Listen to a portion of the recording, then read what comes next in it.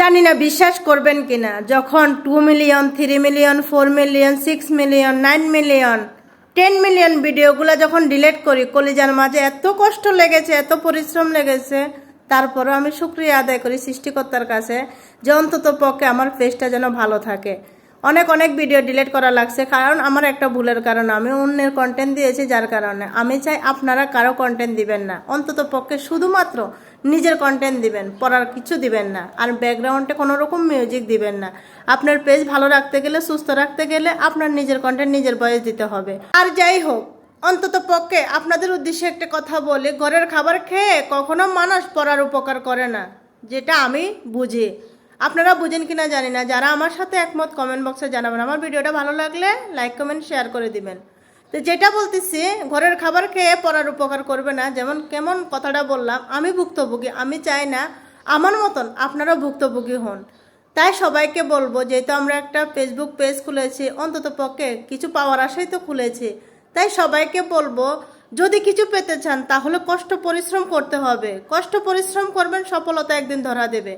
আপনি কষ্ট করবেন না, পরিশ্রম করবেন না, তাহলে সফলতা আপনার জন্য না, ফেসবুক আপনার জন্য না। ফেসবুক চায় ভালোবাসা, একজন আরেকজনকে ভালোবাসা দেন, অবশ্যই ভালোবাসা পাবেন।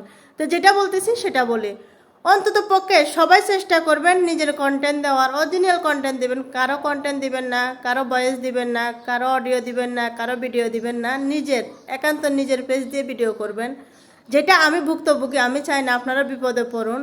আর মিউজিক তো একদম ইউজ করবেন না, কারণ ফেসবুক আমাদেরকে বলে দিবে কখন আমরা মিউজিক ব্যবহার করতে পারবো। কারণ আমি জানেন, দীর্ঘ 6 মাস 1 বছর ধরে অনেক কষ্ট করতেছি, অনেক পরিশ্রম করতেছি, রাতের পর রাত জায়গা ভিডিও ছাড়লাম, দিনের পর দিন জায়গা ভিডিও ছাড়লাম, কিন্তু উপকারের বদল আমি অপকার পেয়েছি, কোনো উপকার পাই নাই।